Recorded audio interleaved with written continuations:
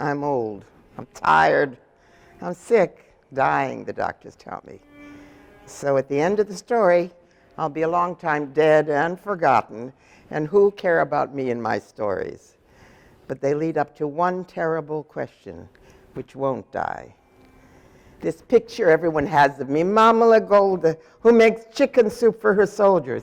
It's a nice picture, and I do make chicken soup. But let's empty it all out for keeps. Right now, at the bottom of the pot is blood.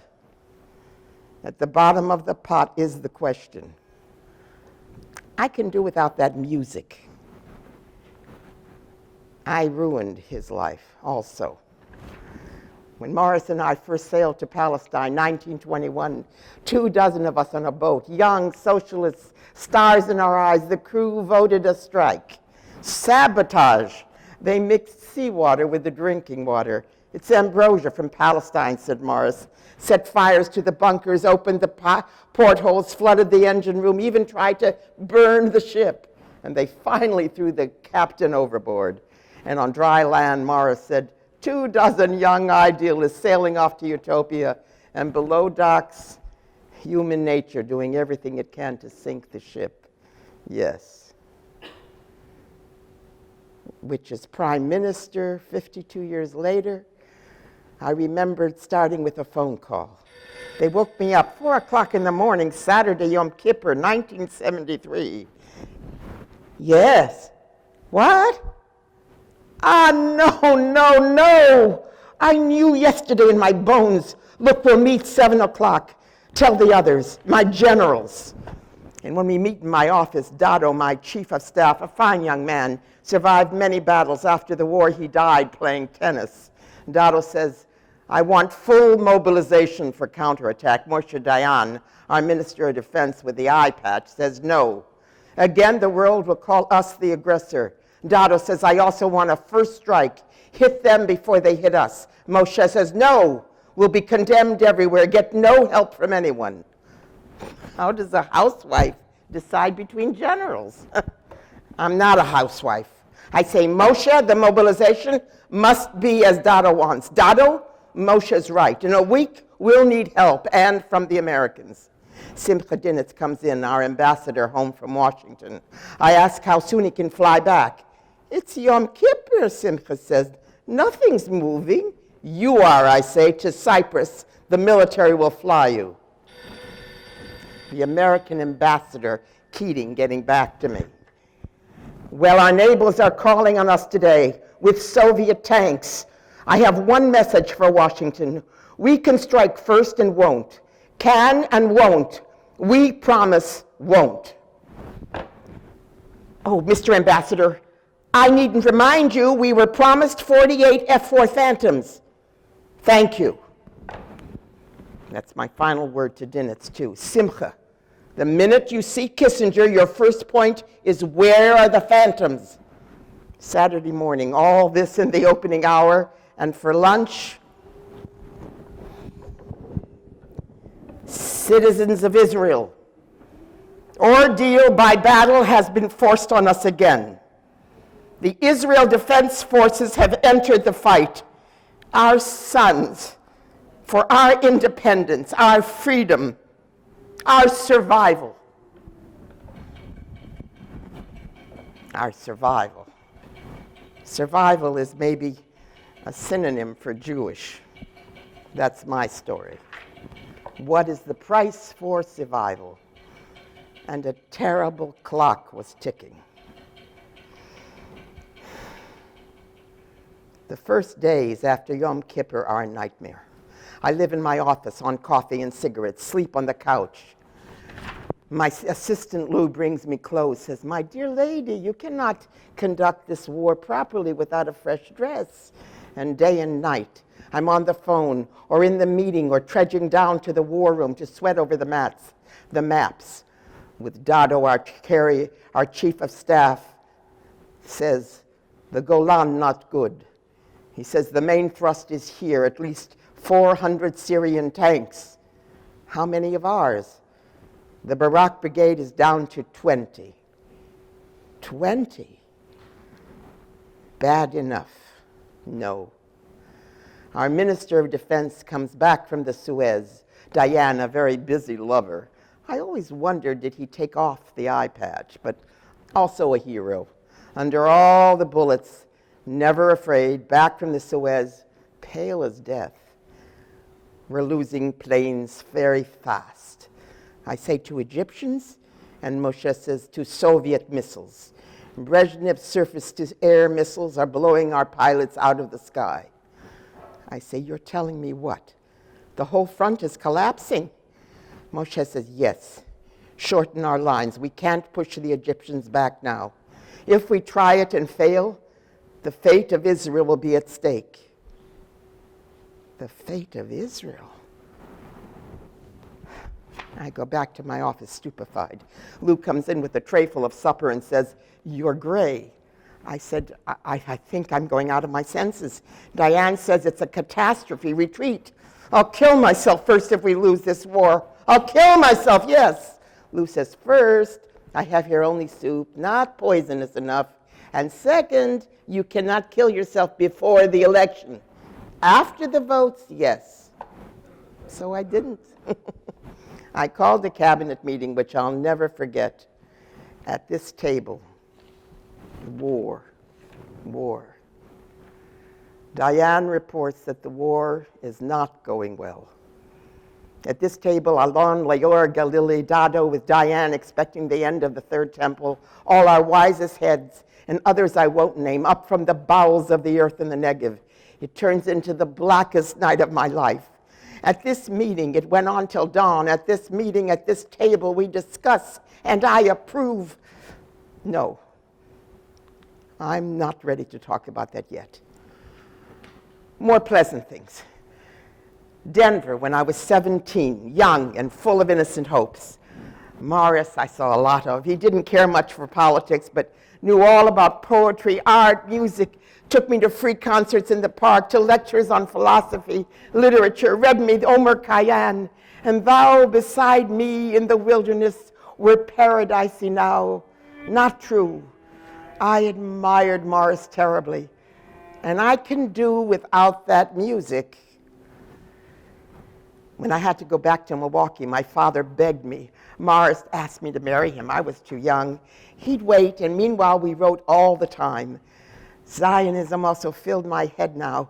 With it, my whole life made sense. It was my whole life. In Milwaukee, I was teaching Yiddish in the Volksschule, making speeches from a soapbox, organizing marches to protest pogroms in Russia. And at last, Morris came to visit me. I was overjoyed. I said, I'm the happiest person alive. Morris said, by letter is no way, Goldie. I'm tired of living with you in a mailbox. I thought the same. He said, I want us to be married now. My mother came in. I said, Mama, this is Morris Meyerson from Denver. She said, and what does he do for a living? Morris said, I'm a sign painter. Mama says, Mr. Goodstein has a real estate office, and went out. Who was Mr. Goodstein? An old man wanted to marry me. Morris was jealous, asked how old. Old, I said, 30 at least. Morris said, Schubert, when he died, left $11. I said, Morris, money isn't the thing. Morris said, of course. Let me not to the marriage of true minds admit impediment. And I said, what? And he said, the sonnets, Shakespeare, they're very high on the list I sent. The list? Oy vey, I said. Morris, the list was so long. And my father came in, shaking a handful of leaflets, hollering, Goldie! I said, Papa, this is a spectacle you're making of me. Morris Meyerson, no daughter of Moshe Mabovich on a soapbox outside the synagogue is making speeches.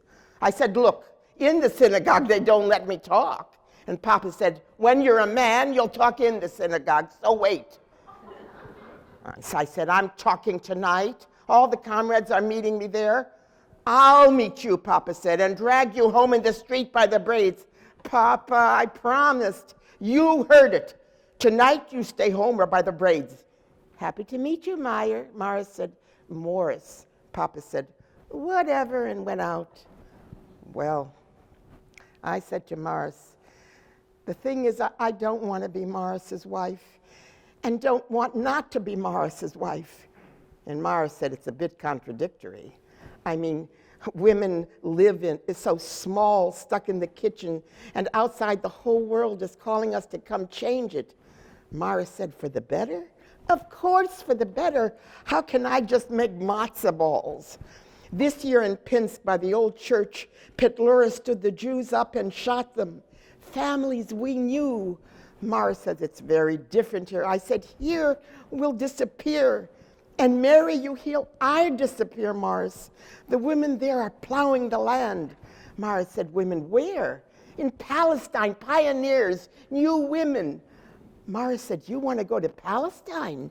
Yes, not be just a parlor Zionist and not marry me. I said, I want to marry you and go to Palestine. Morris said, Goldie, here I can find work, a little flat with a quiet wedding, just a judge, no chuppah, not religious. And Mama charges in with her broom. No chuppah! Morris says, Mrs. Mabovich, we're enlightened socialists. Mama says, I'll kill myself. No chuppah. In the dog catcher's office, you'll get married. The Rebbe will spit me in the face. I'll leave the city. I say, Mama, there won't be maybe a wedding. She shouts, good. Why are you doing this to me? And marches out. But 2 years later, we were married and living here in a kibbutz, where I was assigned to the kitchen making matzah balls, beginning on my new life work, the redemption of the human race, and ending 50 years later in this cabinet meeting that I was talking to you about. After which I knew I'll never again be the same woman, never. When the meeting breaks up, Lou says, and how much poison am I to order, my dear lady? I say, enough for both of us. He says, oi. I said, but we'll wait until next week. Because next week, if Diane is right, there may not be a state of Israel at all, or anything else. 3 days into the Yom Kippur War, when every hour I'm drowning in blood-soaked bulletins, in comes one of our religious ministers, says, I was visiting the wounded, Golda. Do you know a soldier named Mordechai Stern? I have no idea. The minister says, Motre. He was one of the Cyprus children that gave you some paper flowers there. Of course, I say, give him my love. And the minister just opens his hands helpless and shakes his head. I'm sorry. Motre, Cyprus, 25 years ago. Always we were ruled by others. First the Turks who banished Jews from Palestine. So we fought with the British against them. Then we were ruled by the British under a mandate. And on the island of Cyprus, after Hitler, they ran a concentration camp for the Jews, the British. We had Jewish agency doctors in Cyprus who said they couldn't answer if the children spent another winter on Cyprus. My department in the agency, I negotiated with the British High Commissioner until at last he gave me a letter and I went to Cyprus with it. The commandant there was let me to tour the camps. Huts and tents were thrown together on the bare hot sand with watchtowers and guards with rifles, displaced persons in their rags pressed up against all the barbed wire fences to see me. There was a committee for each camp and a committee of the committees that I met with. In Yiddish, I said, "Wir kommen wegen die Kinder. Wir wissen, wir haben gestorben da." I've come about the children. We know how many have died here. And the chairman challenged me, how many? I said, 48. He said, 49 today.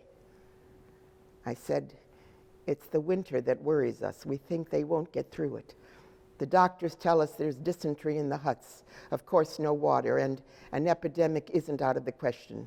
A woman said, so get us out. I said, every last one day, on the day we have a state, you will be out. Another woman said, I'm on next month's quota. Did she have children? She said, it's my one blessing, no. Then it's you I came to ask, I said. will you let a child go in your place? Everyone got very quiet. The woman said, it's first in, first out. I said, the British will waive that if you do. The woman said, I'm 19 months here. I'm sick myself. You want me to die here? Should I have said yes? The chairman said, you'll have to go to each hut. So I did. All next day, I said, insult you, I won't. We don't know what you've been through. And to one girl who must have been pretty once, what camp were you in? She said, Bergen-Belsen. I'm looking at the number on her arm when she pulled it behind her. No, crying, and another said, the officer's whore. The girl jumped up to leave, and I said, I promise you, in Eretz Yisrael, everything is new, which stopped her. I said, it begins now. She said, how? I said, let a child go. Somebody else said, so people who've waited a year for their quota stay, and somebody who came here last week with a child leaves, that's what you're asking? I said, that's what I'm asking. A little knot of children adopted me, told me their names. I said, good, be my bodyguards, and they led me between the huts. In one, I ran into the chairman again who said, it's all we've been talking about since yesterday. Maybe we'll disappoint you. So they warned me in the agency beforehand.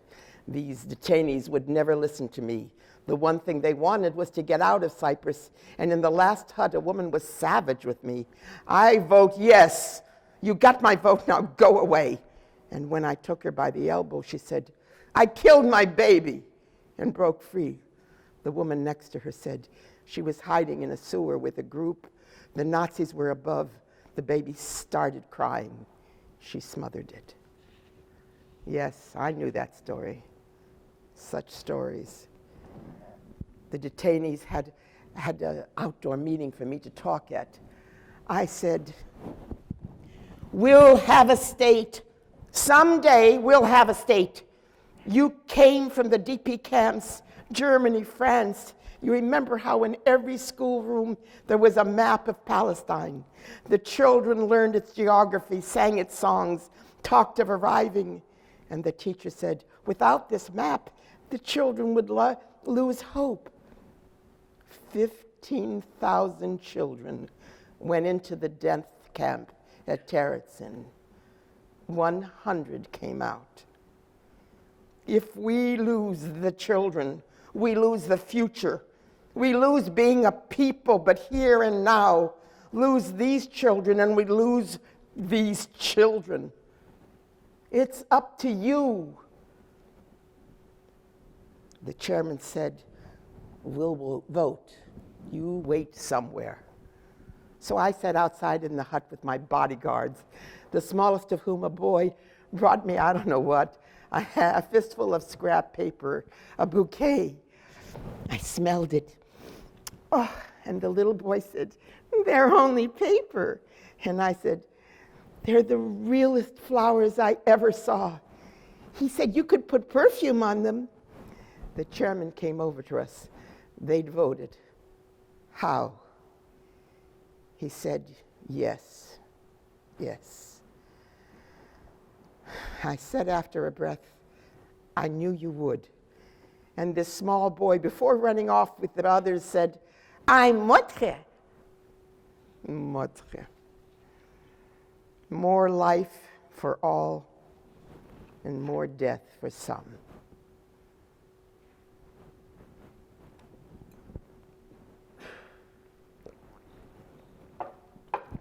And our children adored Morris.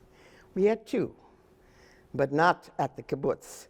Morris said no, he wanted his family in private. The things that mattered to him had no place in the kibbutz. I loved it all. Was in charge of the poultry yard and bred chickens, got elected to the steering committee, went to planning conventions to listen all week to Ben-Gurion and others, and couldn't wait to tell Morris every word. He heard me out woodenly. I didn't understand what he felt. that he was losing me to these others, even the chickens. At last, he fell sick with malaria for weeks, and the doctors told me that staying in the kibbutz would ruin his health. So we packed up and left and ended up in 2 rooms in Jerusalem, and that's where Menachem was born. In 1948, when Ben-Gurion knew the British were leaving, he prompted me to my new life and new job of being a fundraiser. He said to me, tanks I can get in Czechoslovakia for 10 million, ammunition another 10, and so on, till he ends up saying, I must go, yes, to the Jews of the States. I say, leave here now. Everything would fall apart. I say, look, what you can do here, I can't. There, I haven't been in 10 years, but I speak a good American. Ben-Gurion says, I must go myself. I say, put it to a vote. The execs vote to send me, and he gives in.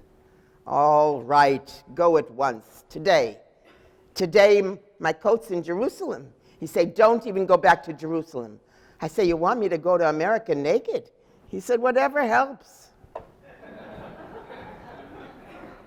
So I flew out that day in the same dress. In New York, I bought some clothes off the rack in S. Klein's. You got good bargains. And learned our best fundraiser was in Chicago. The Council of Jewish Federations was meeting there. Palestine wasn't even in their thoughts. These men controlled the fundraising machinery of America for Jewish welfare hospitals, temples. So I went to Chicago. The chairman in that hall said, friends, we have with us today an unexpected visitor from Palestine who has asked time for a few words. Mrs. Goldie Meyerson. I said, I have no speech. I'll tell you what's in my heart.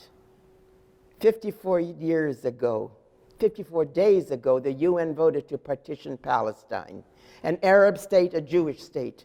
33 nations for, 13 against. It wasn't the real vote. 6 million corpses crying out in the graveyard of Europe cast the real vote. I didn't come to the States only to save 700,000 Jews after we've lost 6 million. But if the 700,000 in Palestine are killed off too, we're through with the dream of a Jewish people. When the British pull out, 5 nations wait to massacre us. You have 2 choices. We have only one. You cannot decide whether we will fight it or not. We will. That decision is taken. You can decide only one thing, whether we live. And don't be bitterly sorry 3 months from now for what you failed to do today. Yes, they were moved to the bottom of their pocketbooks. Hard-headed businessmen, such pledges of money we'd never seen. For the next 6 weeks, I spoke like that to Jews all over the country. And when I left, I'd raised $50 million. $50 million, says Ben-Gurion. Yes, for guns. Golda, he said, when history is written, it will say there was a Jewish woman got the money that made the state possible. For guns. I begin with the redemption of the human race and end up in the munitions business. Dinitz in Washington before our cabinet meeting. Simcha, you saw Kissinger? I'm glad he approves. Where are the phantoms? So when do we get them? Check out what with the Pentagon. Nixon himself promised me. Simcha, get the phantoms. Kissinger, a world power in person, warned me. I am first of all an American. Secondly, I am the Secretary of State of the United States. And lastly, I am a Jew. I said, that's fine. We read from right to left. And this American wants Israel to come out on top, but thinks it good if we bleed a little. By bleed, it means give back the lands the Arabs lost in the '67 war. By bleed, I mean this, that, and the other Israeli's boy whose name I know. A dead boy doesn't bleed a little. He dies. We never wanted the fighting. 5 days before statehood, Ben Gurion sent me next to Transjordan, begging for peace of King Abdullah, in secret. My guide Ezra dressed me in these baggy robes with a veil. I was to be a Muslim wife. Who else here knew? Only Ben Gurion. Ezra said, the king will be discreet. It's worth his life, too. Yes, indeed. We changed cars twice before crossing the Jordan, not to be followed. And in the third car, we're driven to a rich private house in Amman. 90 million Arabs around us, 5 times a day, on their faces praying for peace. Me in this Arab shmata, and in came Abdullah, very pale. I took off the veil and said, I can't talk through a veil. And Abdullah smiled. Progressive, yes. You Jews have been so innovative in Palestine, bringing the swamps and deserts to life. Share your secrets with us. I said, it's one secret. For 2,000 years, pray. Next year in Jerusalem. Of course, Abdullah said, only the Spirit makes the world fruitful. I said, work doesn't hurt. Abdullah said, you know, my belief that Allah scattered the Jews throughout the West, that they might bring its knowledge back to us, since we are all the children of Shem. Look, I said, in 5 days it's war, and the children will murder each other. You're breaking your promise to me, because in the fall, he sent me a message. He was a Bedouin, and so a man of honor, and a king besides, and a promise to a woman he'd never break. That promise, he said, I made in November before the UN vote to partition. Then I was alone. Now I am one of 5 nations and no longer master of my own destiny. My brothers of the Arab states see the Jews returning as Europeans, no longer Semites, but invaders. I said, yes, their view we've heard from our brother, the head of the Arab League.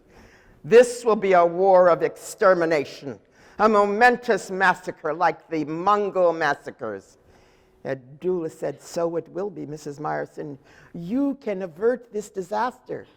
I'd love to. I said, how? So he made me a different offer. Do not proclaim your state. Why are you in such a hurry? I said, 2,000 years, I can't call a hurry. Wait one more, he said. I will annex Palestine, not partitioned, merge it with Jordan, and after 1 year, the Jews will sit in my parliament. I said, as a minority? Proportionally, he said. I will treat you well, protect you. I said, like the Germans? I said, 50 years you've seen us here fighting this stony land, the Arab riots, the British Army. There isn't a Jew among us that didn't give sweat or blood. But to sit again in somebody else's parliament, that isn't what we dreamed. It is a dream, Abdullah said. I offer you a compromise that is realizable. Bring me an answer by May 15th to take to my Arab friends, and we can live in peace. Peace today. Tomorrow, the ovens, I said. I can answer now. If it's war, we'll fight some more.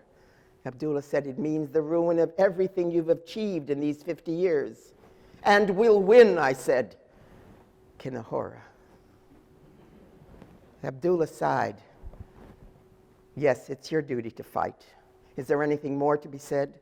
I stood up and said, only shalom. Abdullah stood up, bowed, and said, salam.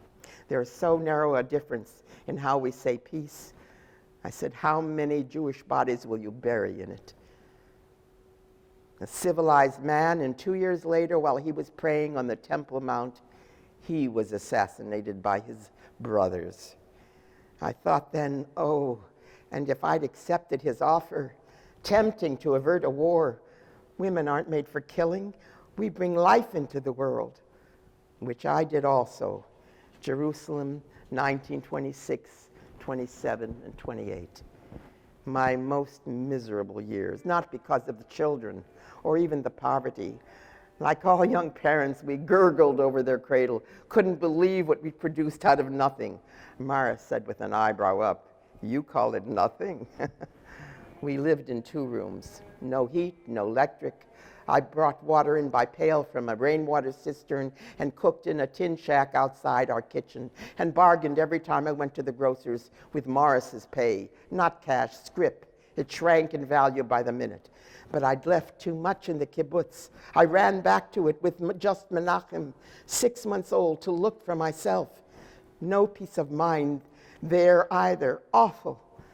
I had to choose husband and child or the life I came to Palestine for. I chose family, went back to Jerusalem and Morris.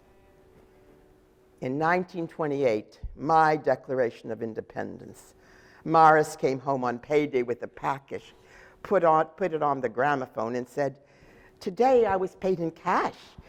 Being suddenly a man of wealth, I was rounding up the children, hollering, "Menachem, for the last time, go to bed," where they could at least keep warm.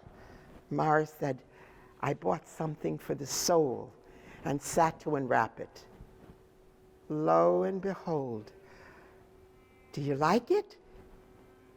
A pink silk lampshade. I could hardly talk. I said, "It's beautiful." He says, "You don't like it?" I said, "It's beautiful, it's beautiful." Morris's face got so sad. "No," he said, "not now, Goldie dear.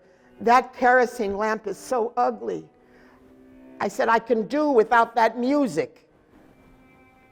Yes, he'd brought his wind-up gramophone from America with records, played them in Tel Aviv, in the kibbutz, in Jerusalem. He said, "It's Bach, the cello suite," and I said, "I almost killed a man today."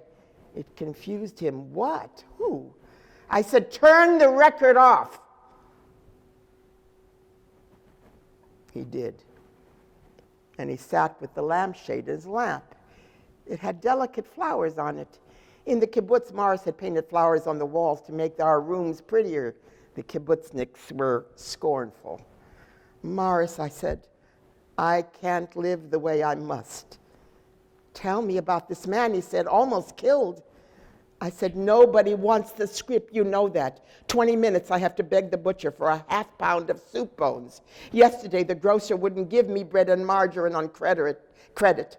Today these children go to bed hungry. That grubber Jung next door was telling the milkman, watch out for us, we wouldn't get his money." I picked up a stick, shouting at him, hitting him on the head. Morris said, "Was he hurt?" Of course he was hurt. If he didn't run so good, he'd be in the gutter yet. "And you buy us a silk lampshade? Show it to Sarah, she has a sore throat." Who did I sound like? My mother. "Well, look," I said, "I'm going back to party work." After a minute, Morris said, "Somebody invited you." "Yes, who?" "I met somebody in Tel Aviv last week. The Histadrut needs a secretary." "Who?" "They're setting up farms to train immigrant girls in agriculture." Morris said, "Was it Remez?" Whom I'd met at a kibbutz conference. But I'm not going into that. I never told the children, and why should I tell you? I said, I'll find a place in Tel Aviv. There's a worker's house on Hayarkon. Morris says, "I work in Jerusalem, Goldie." I said, "You can come on weekends." No, today I made up my mind." "Go then," Morris said. "The children stay here." I said, "You'll take them to the office?" Morris said, "You'll take them to the office." "I'll hire help." I said, "There's a school." Morris said, "You have it all thought out. Work, politics, but it's him stealing you from me." "No," I said. 4 years I've given to 2 rooms here, the worst time of my life. I'm 30 years old. What's my head full of? Bills I can't pay, shoes are falling apart.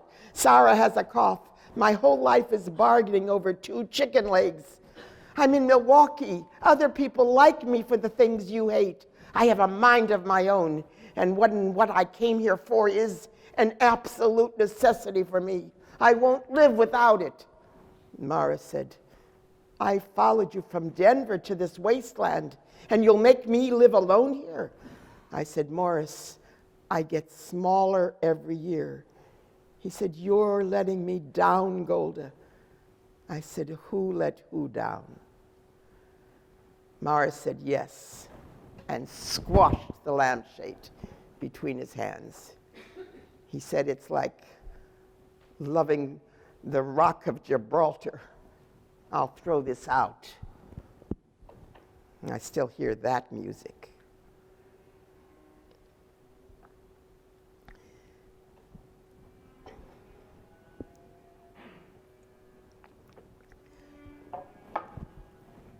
Sitting on the balcony of my next flat, I also have two balconies in my life. One later in Dimona. The one in Tel Aviv had a view of the sea. I'd hear the Bach piece often. Menachem, who became the cellist his father wished he was, practiced it there. The view from the other balcony, I'll get on to later. Well, in this new flat, I didn't come home every night. My loyal opposition Begin, who always kissed my hand like a Polish count, said of me, "Golda, my ear, the earth mother, you throw yourself on her bosom, and the next minute you're dead." The last time someone threw himself on my bosom, I'm too old to remember, but they didn't act dead. I was no nun.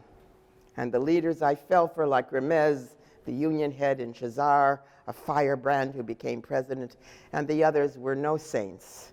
They were exciting and powerful men, dedicated to the cause and to its women. Did I feel guilty towards Morris? No. It brought me alive in a way he didn't. Toward the children, yes. But it was my party work, office time, day and night, meetings, travels in Palestine, trips abroad that most took me away. Relatives filled in, and every weekend, Morris came down from Jerusalem to be with the children, took them into a different world, not politics, his books. For a time, he was managing a bookstore in Jerusalem, always had a book for them. "Look, I brought for your entertainment a masterpiece I think you'll both like," and read it to them at that table out on the balcony. In a certain village in La Mancha, Don Quixote and the windmills, another idealist, I said, "What's wrong with ideals?" Which were my life. And Morris said, "What's wrong with the actual world?" I said, "Everything. I want them to grow up in a world that's safe for Jews." Morris says, "I wanted them to grow up with a mother, Goldie. How do you feel when they're sick and need you?" Like I was stealing their blood. Guilty, whatever I did. To them when I gave time to the cause, and to the cause when I gave time to them. But the cause was my life, and this state that I spent 50 years laboring to beget, to keep, I can explain in 1 minute. You're in a dark hall. Yad Vashem. The light on the floor is our eternal flame to the 6 million Hitler killed. Yad Vashem, it's from Isaiah. I will give you a memorial and a name. So we're still trying to collect each name. We're inside the Hall of Remembrance.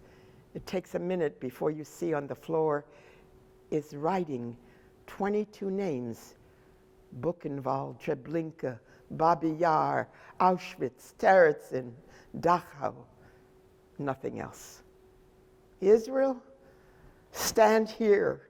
Everything in it makes sense, even what I'm coming to at the bottom of the pot. Never again, never again, never again. And outside, down the steps for a few cents, you can buy a very good knish, because life goes on, and the war. I called Dinitz again. "Simcha, tell Kissinger we lost planes today like flies. Dado gave me here a new list. Tanks also, spare parts, electronic mishmash. You'll have it in the morning. Simcha, half of this war is being fought by you." Such a thought frightens you? Good, let it. This state, its cost, its endless cost. and not leaving out even Morris. I have one dream that keeps coming back. Sarah is a tot, sickly, sitting with her doll and wails, "My dolly's sick. I want my mama." And Menachem said, "She's in Haifa at a meeting." And Morris, coming in, says, "What's the difficulty here?" And Menachem said, "There's nobody to carry my cello. Where's Mother?" And Morris said, "She's in Geneva at a meeting." And a young woman coming in, Sarah, groaned, says, "I didn't know you were still sitting here, Papa." And Morris says, "Just waiting to see your mother." And Sarah said, "She's in New York at a meeting," which is how he died, sitting alone in my flat, waiting. I was in New York at a meeting. Yes, I ruined his life. In 1951, 3 years after we proclaimed the state, it doesn't keep Jews from dying or fighting among themselves. Our declaration said, "With trust in the Rock of Israel," and already we couldn't agree. The rabbi demanded we say God, and the left wouldn't sign to a God they didn't believe in. Ben-Gurion spent half the day convincing everybody the rock means God or the people, and was waiting to rush the scroll to a bank vault so it would last even if we didn't. From my window, I see 4 Egyptian Spitfires zoom in to bomb Tel Aviv, and our courier in Washington couldn't deliver it to the White House until we agreed at least on a name for the state. Judea, Zion, Israel. But then Ben-Gurion read out the declaration, very matter of fact, until he came to "the state will be open to the ingathering of exiles," the absolute core of what we'd worked for all this century. When his voice broke and my turn to sign, somebody behind me said, "Why are you crying so, Goldie?" But if not then, when? That's how, after 2,000 years of exile, we brought our state back into being. And now I'm Prime Minister, presiding over Israel's destruction. Kissinger didn't call me, Dinitz did. I quote Dado, "We're running out, planes, tanks, ammunition. I say for the 3rd time, I want to come to Washington myself and talk to Nixon incognito." Dinitz says it's the last thing they want. Why? Because, he says, it will identify America with us. It's a provocation to the Soviets. I say incognito. Kissinger says, "How can we keep you incognito?" I say nastily, "I'll wear my Arab outfit." Simcha says, "But Nixon already approves in principle everything on our list." What's that mean in principle? It means as soon as the Pentagon can locate civilian planes to charter. I lost my temper. Ich wär meshugada. Where are the things? Call Kissinger back, Simcha says. "Goldie, it's 1 thing in the morning here. Wake him up. Does he know the Soviets are airlifting to Damascus? Where are they chartering planes? Eskimos?" "Golda, I do nothing but run between the State Department and this embassy. I'm sleeping here." "I haven't." I say, "Everybody's sleeping there. I can't call anybody till dawn." But 2 hours later, as soon as our cabinet meeting breaks up, I phone Simcha, and at 3 in the morning, he wakes Kissinger up for the 2nd time. At 8, they meet in the White House. Simcha insists they be alone for my message, and the aides of both men are sent out of the room, so no record exists of what was said. And now I come to my other balcony. You go south, away from my view of the sea, into the Negev desert. Our desert is not sand, but broken rocks, a dry seabed of rubble, as far as the eye can reach, uninhabitable. "Go south," Ben-Gurion said. "This Negev is our future." It also had uranium. It's there, reviving my daughter's kibbutz, was raised out of the rubble. The nearest town in Beersheba, an age-old stop on the camel trade routes, famous for its well where they say Abraham dug. The well he dug and the well we dug were not for water. It's 24 miles to the south, near a place called Dimona. It began to take over my life when Ben-Gurion moved me from Minister of Labor to Foreign Minister. In 1956, he changed my name to Meir for Hebrew purity, and sent me with his favorite boys, Perez and Diane, to France to meet with its head of government. This week it was Mollet, a fellow socialist who felt he owed us something. He did indeed. 1 week earlier, Eisenhower had forced England and France and us back from the Suez Canal after Nasser nationalized it. And Ben-Gurion said, Eisenhower taught us a lesson, that golf player. Trust nobody but ourselves. The French thought the same. That's why they were building their own nuclear reactor, and Mollet was guilty that he'd let us down on the battlefield. I owe the bomb to them, he told an aide. I owe them the bomb, which is exactly what Ben-Gurion had sent us after. We signed an agreement, and a year and a half later, we were breaking ground with the help for our own nuclear reactor at Dimona. We built it all underground. The Americans were flying U-2s over it, and we didn't intend to be vetoed by this great powers. They knew something was happening. Suddenly the desert was fenced in, alive with bulldozers and cranes, new roads, hundreds of workers and their families, and too much housing. We said it was a desalination plant. For 10 years, day and night, the construction went on. Out of sight, in the hole, we dug hundreds of feet down into the earth, level beneath level. Not only a reactor, a plant where the uranium rods were reprocessed to get plutonium for the warheads. And Prime Minister, I didn't know how a car runs, but we had hundreds of our top Israeli scientists working there.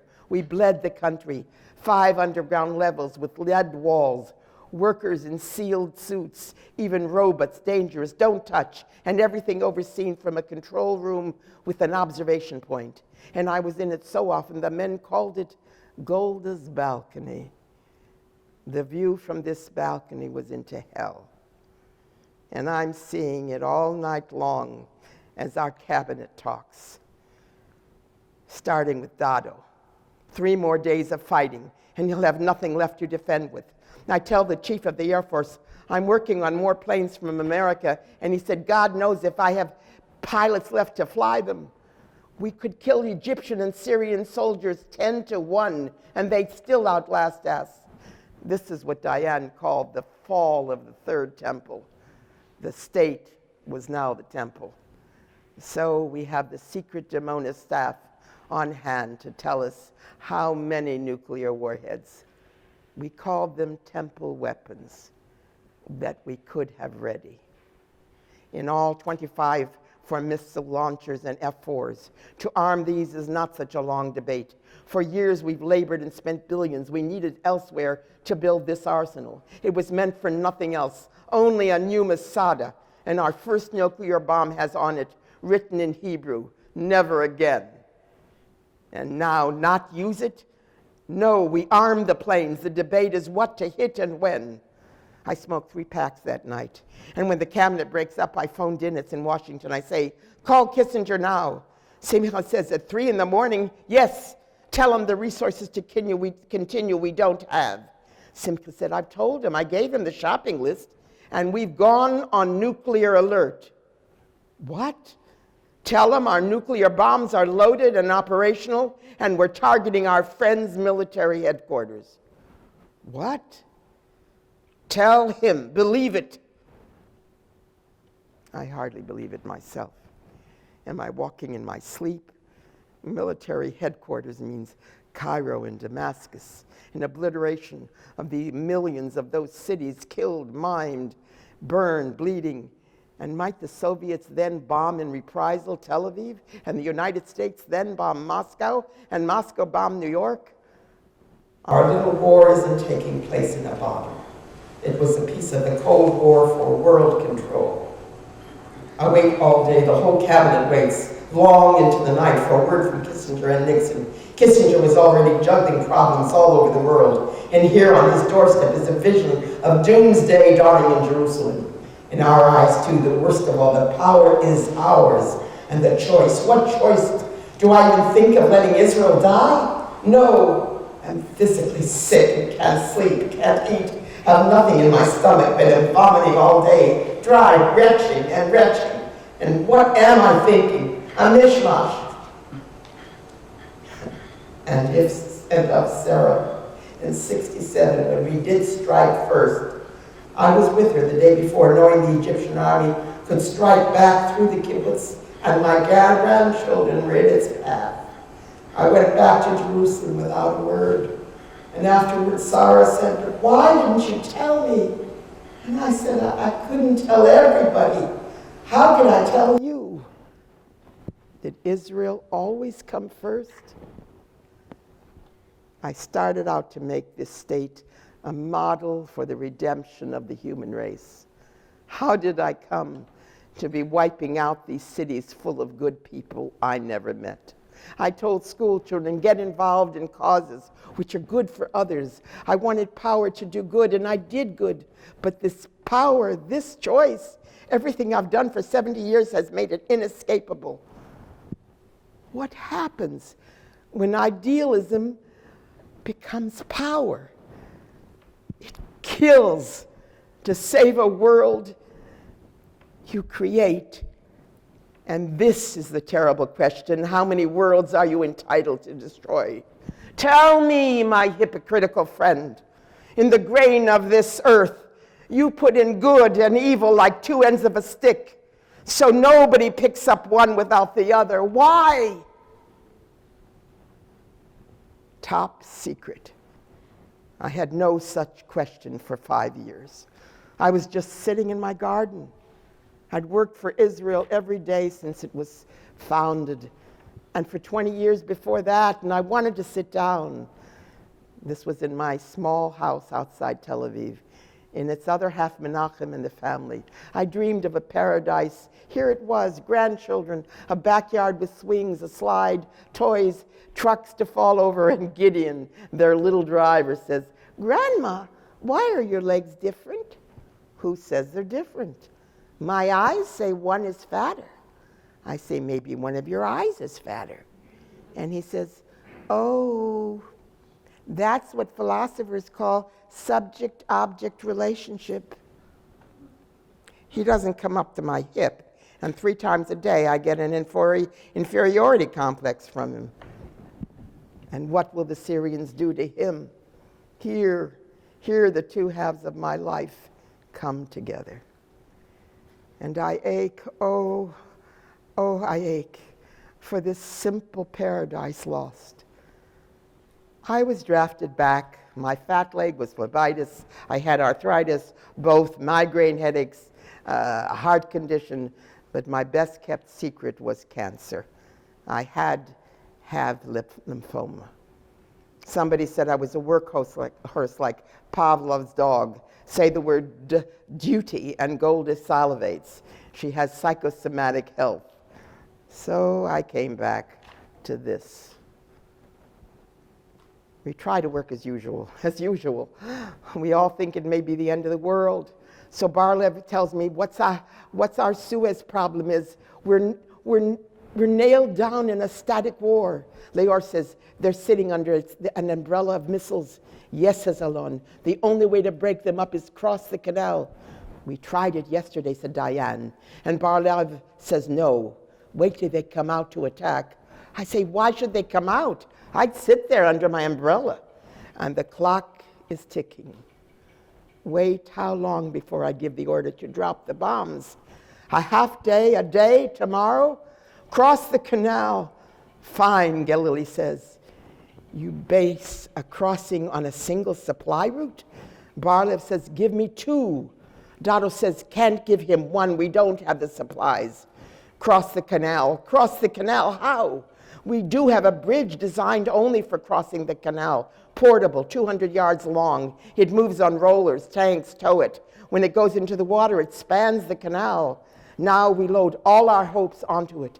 It's 10 miles from the canal. must be towed into the water tonight. Tonight, if Sharon gets across it, we can take out the missiles, move behind the Egyptian army, cut off all their supplies. And the cabinet gets together to await the news. We sit through the night. We read newspapers, magazines. Lou brings in coffee. 2 ministers play chess. Did they cross yet? No. The bridge is postponed for 2 hours. We smoke, drink coffee, smoke, and the clock is ticking. And where is the bridge? Broken down. It's broken down. The man got a prize for the bridge, and it doesn't work. So we sat up for nothing. Maybe tomorrow, who knows? Are we winning, losing, killing, and dying? Nobody knows. And at last, Simcha, running, he's out of breath. Kissinger says, hold off on the temple weapons. I say, then tell him, send us help. And Simcha says, it's on the way. It's on the way. Nixon said, forget the charters. Use our C-5 Galaxies today. They're turning the depots inside out at home in Europe. They'll replace everything we've lost. There'll be 14 Phantoms here by the weekend, and C-5 Galaxies are airborne, a fleet of them. London and Paris won't let them land. The Arabs wouldn't like it. They'll be refueling in midair. And I began to weep. The Egyptians did come out from under their umbrella. We threw everything we still had at them. Kissinger said, Israel stepped up its consumption of material as we intended in the hugest tank battle since Stalingrad. And we did cross the canal, not with the bridge, no. Lou woke me up on the couch and said, Sharon is across. Sharon is across. On the bridge? On rafts. He said, screw the bridge. Rafts on rafts. A son of a bitch, but what a fighter. And on Sunday, the airlift came in. Oh, how those planes came in like a flock of monsters. Huge, beautiful monsters every half hour, bringing us tanks, ammunition, medical supplies, rockets. I went down to Lod to watch them land and couldn't help it. I kissed the pilots. It may not have been the thrill of their lives, but it was of mine. And we unloaded our nuclear bombs. It was like the whole world off my back. The rest you know. Dado phoned me from the Sinai and said, it's all right, Goldie. We're back to being ourselves. And so are they. And we widened the bridgehead behind them, cutting off their army on our side of the canal without ammunition, without food, without water. The road was open to Cairo. And that day, I spoke to the Knesset. At this hour, our forces are operating on the new bank, the west bank of the canal. The tide has turned. I can't say more. There's still fighting to be done. Yes, there's still fighting to be done. Is that news? Peace there will be peace when the Arabs learn to love their children more than they hate the Jews. And to keep us from overrunning Egypt, where did Kissinger go? Moscow. Kosygin flew to Cairo, and Kissinger flew to Moscow to arrange a ceasefire that kept the Cold War cold. He then came to Jerusalem. He said to me in private, you blackmailed us. I said, are you sure? Only blackmail. He said after a moment, I don't know. And I said, you'll never know. I hope. I hope. I resigned in the spring. I'd always said that sending boys to die was the cruelest thing I had to do. But if I couldn't do it, get out. Let somebody do it who can, which includes our temple weapons. About the temple weapons, I can't answer my own question. But 75 years ago in Kiev, my father nailed up boards against a pogrom. And to come in one lifetime, all the way from the sound of that hammer to life in a state of our own, where we can take in every brother and sister in the world who wants to come home. What more could a Jew ask?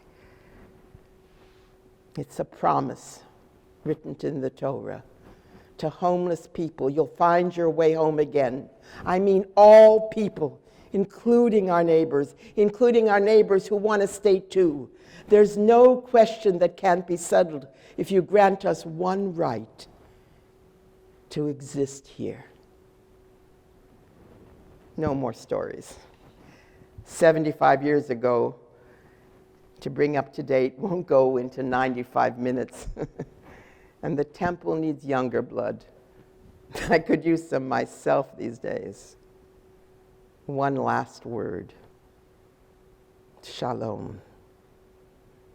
Shalom, Rhoda. Shalom, Stanley. Shalom, Marlene. Shalom, Lynn. Shalom, Pat. Shalom.